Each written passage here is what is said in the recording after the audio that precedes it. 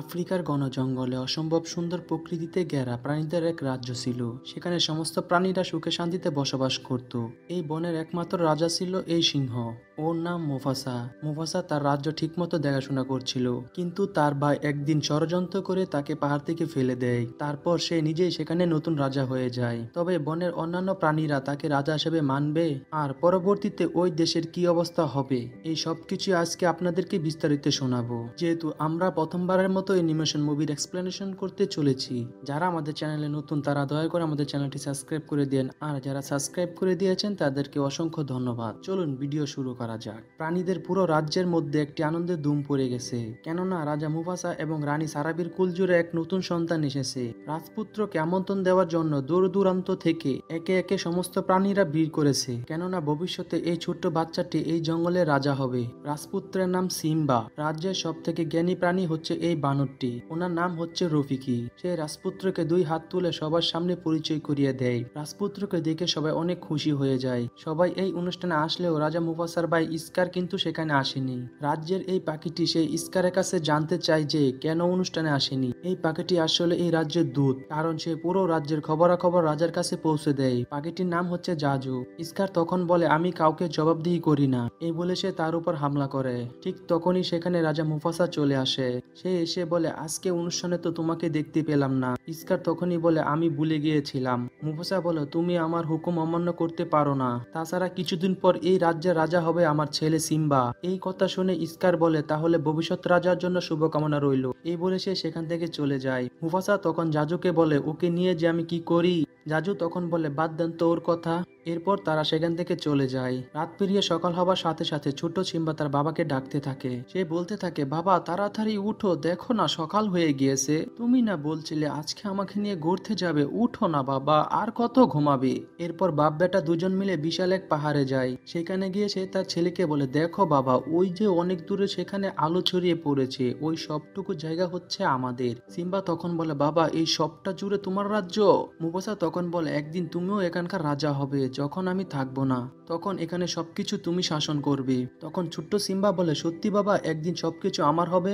রাজা মুফাসা তখন বলে, না বাবা, এগুলো আমাদের কারোই নয়, আমরা শুধু এই রাজ্যটাকে দেখাশোনা করি। সিম্বা তখন বলে, ওই পাহাড়ের গাছ, পাহাড়ের পিছনে ছায়া পড়েছে, সব জায়গায় কি আমি যেতে পারবো? তখন তার বাবা তাকে বলে, সব জায়গায় যেতে পারবে, তবে কখনই ওই পাহাড়ের ছায়ার পিছনে ভুলেও যাবে না। হাঁটতে হাঁটতে তার বাবা বলতে থাকে, জঙ্গলে সবকিছু একটা নিয়মের মধ্যে চলে, যেখানে আমরা সমস্ত প্রাণীরা একে অপরের সাথে মিলেমিশে থাকি, কেউ কারো ক্ষতি করি না। তারা বাপ বেটা নানান ধরনের কথা বলতে থাকে। ঠিক তখনই সেখানে জাদু চলে আসে। সে রাজাকে সমস্ত রাজ্যের খবরাখবর শোনাতে থাকে। তখন রাজা তার ছেলে সিম্বাকে বলে, চলো আমরা জাদুর সাথে একটু মজা করি। সিম্বা তখন জাদুকে ভয় দেখানোর জন্য হঠাৎ করে তার উপর আক্রমণ করে বসে। যাই হোক, তারা বাপ বেটা কিছুক্ষণ খুনছুটি করতে লাগে। পরে জাজু এসে মুফাসাকে খবর দেয়, হাইনার দলগুলো আমাদের রাজ্যের ভিতরে প্রবেশ করে ফেলেছে, আপনি এখনই জলদি চলুন। রাজা মুফাসা তখন জাজুকে বলে, তুমি তাহলে সিম্বাকে এখান থেকে নিয়ে যাও, আমি ওই দিকটায় গিয়ে দেখছি। সিম্বা তখন বলে, না বাবা, আমাকেও তোমার সাথে নিয়ে যাও। মুফাসা বলে, ছোটদের ওইখানে যেতে নেই বাবা, জাজু তুমি তাকে নিয়ে যাও। সিম্বা তখন একা একা বলতে থাকে, আমি ছোট নই, আমি বড় হয়ে গিয়েছি, আমি তোমার সাথে যেতে চাই। যাই হোক, জাজু সিম্বাকে আরো কয়েকটি বাচ্চা সিংহের কাছে নিয়ে আসে। সিম্বা তখন ছোট্ট একটি পোকার পিছু করতে করতে পাহাড়ের এক কোনায় চলে আসে। সেখানে তার চাচা ইস্কারকে দেখতে পায়। ইস্কার তখন বলে, শিকার করা ছোটদের কাজ নয়, বরং তুমি বাড়ি চলে যাও। সিম্বা তখন বলে, না চাচা, আমি একদমই ছোট নই, আর আমি ভবিষ্যতে এই জঙ্গলের রাজা হব। সিম্বা মজা করে তার চাচাকে বলে, যখন আমি রাজা হব তখন কিন্তু আমার হুকুম তোমাকেও মানতে হবে। ইস্কার তখন সিম্বাকে বলে, তোমার বাবা কি তোমাকে সমস্ত রাজ্য ঘুরিয়ে দেখিয়েছে? সিম্বা তখন বলে, হ্যাঁ দেখিয়েছে তো, তবে ওই দূরের পাহাড়ে ছায়ার কাছে যেতে বারণ করেছে। ইস্কার তখন বলে, হ্যাঁ ওইখানে বাচ্চারা যেতে পারে না, কারণ সেখানে হাতিদের কঙ্কালে পাহাড় রয়েছে, তুমি হয়তো এখনো খুবই ছোট, তুমিও সেখানে যেতে পারবে না। এই সব কিছু বলে সিম্বাকে উস্কে দেয় ওই পাহাড়ে যাওয়ার জন্য। বুঝতেই পারছেন, বাচ্চাদের কোথাও যেতে বারণ করলে তাহলে দেখবেন ওইখানে আরো বেশি বেশি করে যাচ্ছে। তবে যাই হোক, চাচা ইস্কারের কথায় তার মনে একটি জিদ চলে আসে। সে মনে মনে চিন্তা করে, যেভাবে হোক আমি সেখানেই যাবই। তারপর সিম্বা তার বান্ধবী নালাকে বলে, চলো আমরা সামনে নদীর থেকে ঘুরে আসি। তখন সিম্বার মা বলে, আচ্ছা তোমরা সামনে নদী পর্যন্তই যাবে কেমন, আর তোমাদের সাথে জাজু যাবে। তখন আস্তে আস্তে তারা আগাতে থাকে। নালা সিম্বাকে জিজ্ঞেস করে, তুমি আমাকে কোথায় নিয়ে যাচ্ছ বলো তো? সিম্বা বলে, আমরা ওই পাহাড়ে ছায়ার কাছে যাব, সেখানে নাকি হাতিদের কবরস্থানে রয়েছে। নালা বলে, সেখানে যাওয়া কি আমাদের উচিত হবে? সিম্বা বলে, এত ভয় পাচ্ছ কেন তুমি? আমি তো তোমাকে অনেক জায়গায় ঘুরিয়েছি, চলো আমাদের সাথে, তবে আমাদেরকে জাদুর চোখ ফাঁকি দিয়ে যেতে হবে। তখনই জাদু সামনে চলে আসে, এসে সে জিজ্ঞেস করে, কি ভবিষ্যৎ রাজা রানীরা, কোথায় যাচ্ছ তোমরা? তখনই তারা দুজনেই লজ্জায় বলে ওঠে, আমরা বিয়ে করুম না, আমরা তো ভালো বন্ধু।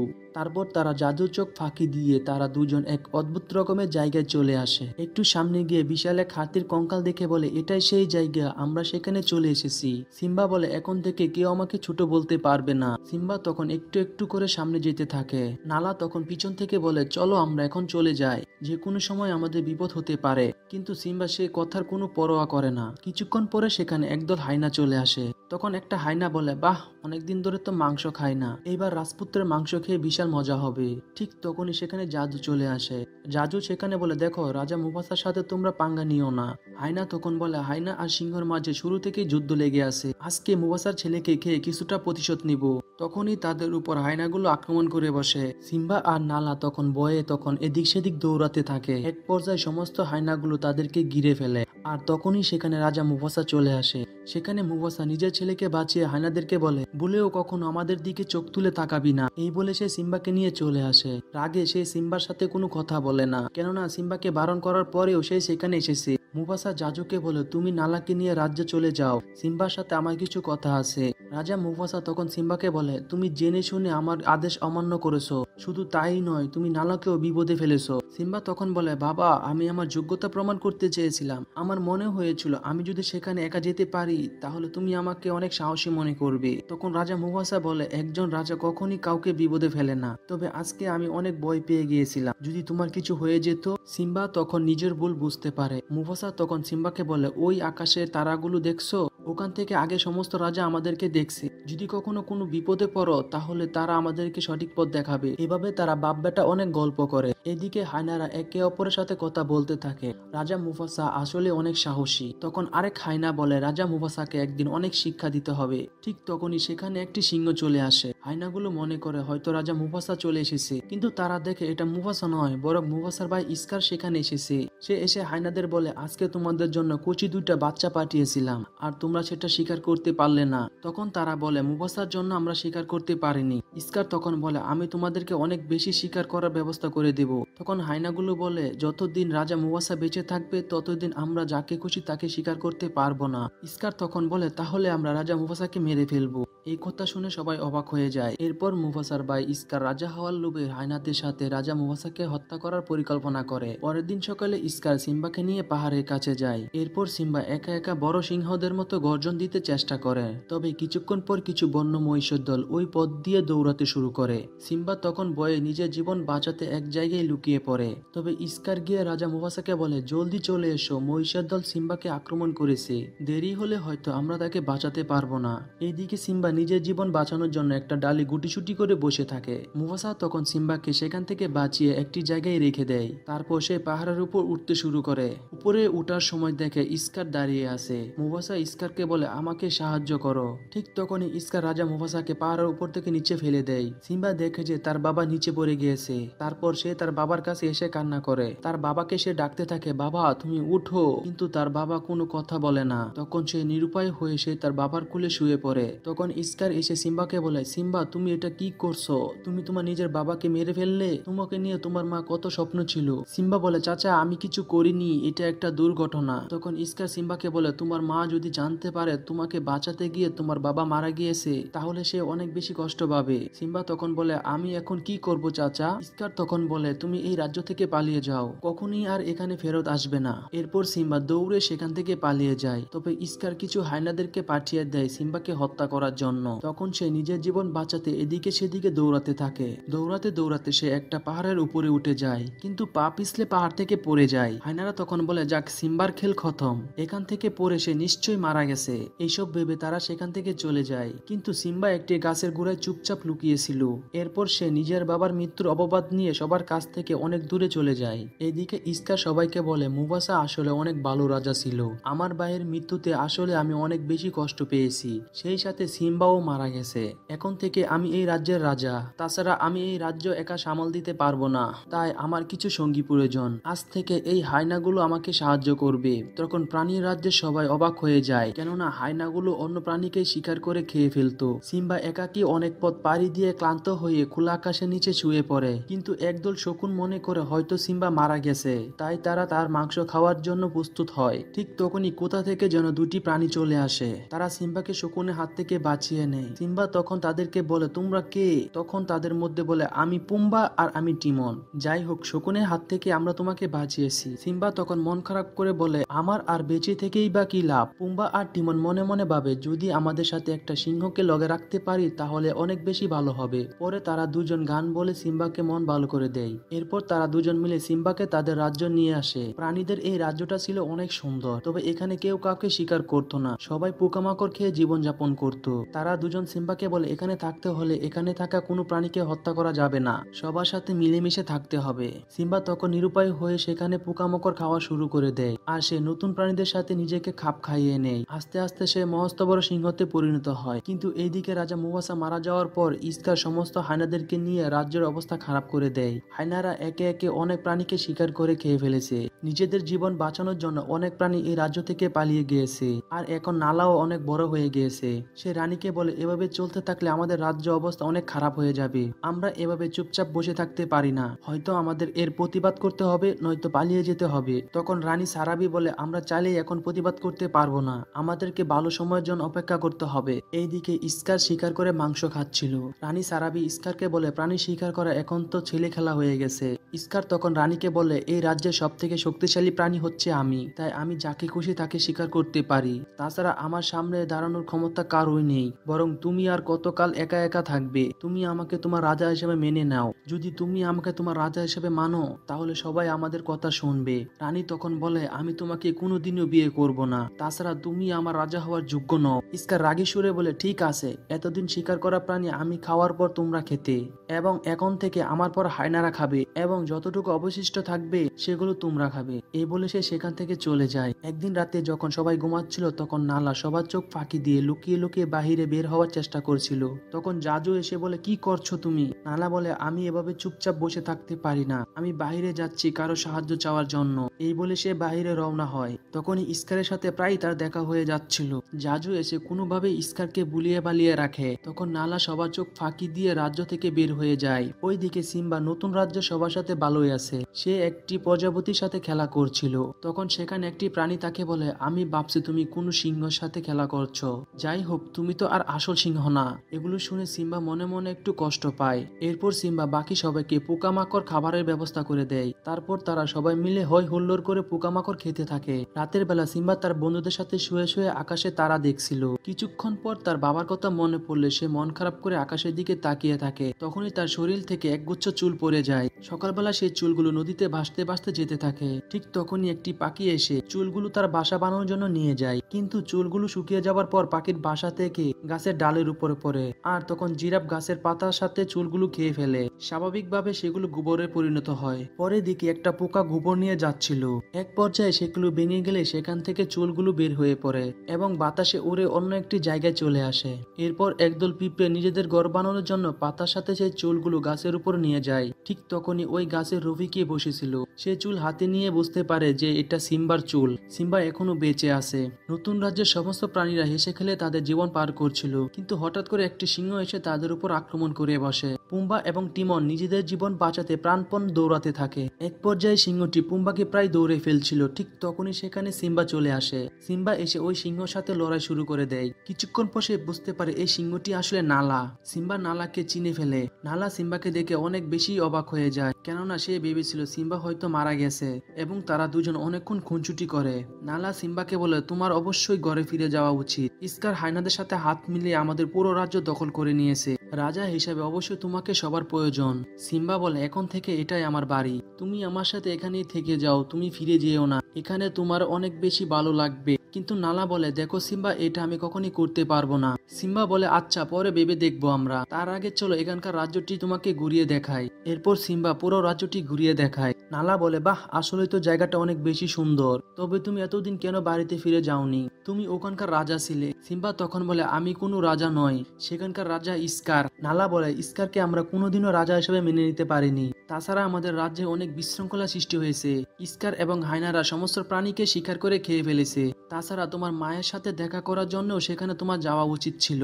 সিম্বা তখন বলে, আমি কখনই সেখানে যেতে পারি না, এখানে আমি ভালোই আছি। নালা তখন বলে, এগুলো তুমি কি বলছো? সিম্বা বলে, যা হবার তাই হয়ে গেছে, এগুলো ভেবে শুধু শুধু কষ্ট পেয়ে কি দরকার? নালা বলে, তুমি আর আগের মতো নেই, আমি এসেছিলাম এখানে সাহায্যের জন্য, তবে আমার মনে হচ্ছে আমি ভুল কোথাও চলে এসেছি। ভালো থেকো সিম্বা। এই বলে নালা সেখান থেকে চলে যায়। সিম্বা তখন মন খারাপ করে বলতে থাকে, আমার আর কাউকে দরকার নেই, আমি একা একা এখানে অনেক ভালো আছি। ঠিক তখনই রফিকি বলে, একা একা ভালো থাকা যায় না, বরং সবাইকে নিয়ে ভালো থাকতে হয়। সিম্বা তখন রফিকিকে বলে, আপনি আসলে কে? আমি কি আপনাকে চিনি? রফিকি বলে, তুমি আসলে আমাকে চিনবে না, তবে তুমি তোমার নিজেকেও কিন্তু চিনো না। আমি তোমাকে এবং তোমার বাবা সবাইকেই চিনি। শুধু তাই নয়, তোমার বাবা এখনো বেঁচে আছে।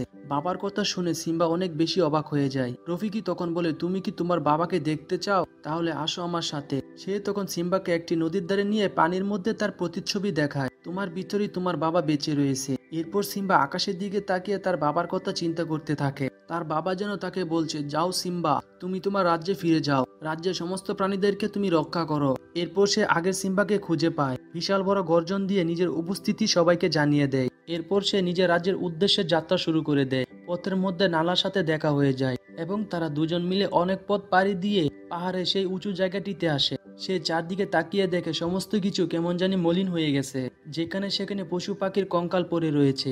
সে তখন আফসোস করে নালাকে বলে, বাবা বলছিল এখান থেকে যতদূর পর্যন্ত সূর্যের আলো দেখা যায় সবটাই আমাদের রাজ্য, কিন্তু আমার জন্য আজ সবকিছু এলোমেলো হয়ে রয়েছে। তাছাড়া হয়তো আমি একা স্কারের সাথে লড়াই করে পেরে উঠবো না। তখন নালা বলে, আমিও তোমার সাথে রয়েছি, আমরা দুজন মিলে আমাদের রাজ্যকে ওই শয়তানের হাত থেকে রক্ষা করব। ঠিক তখনই পুম্বা এবং টিমন সেখানে চলে আসে। সিম্বা তখন তাদেরকে বলে, তোমরা কেন এখানে এসেছো? তখন তারা বলে, বন্ধুদের প্রয়োজনে অন্য বন্ধুরাও পাশে থাকে। কিন্তু ওইদিকে স্কার সিম্বার মাকে বিয়ে করার জন্য উঠে পড়ে লেগেছে। সে বলে, আমি বুঝতে পারছি না তুমি কেন আমাকে বিয়ে করতে রাজি হচ্ছ না। আমি মুফাসার চেয়ে অনেক বেশি শক্তিশালী এবং অনেক ভালো রাজা। কিন্তু রানী বলে, তুমি মুফাসার পায়ের ধুলির সমানও হবে না। এই কথা শুনে স্কার রানীর সাথে লড়াই শুরু করে দেয়। ঠিক তখনই নিজের মাকে বাঁচানোর জন্য সিম্বা সেখানে চলে আসে।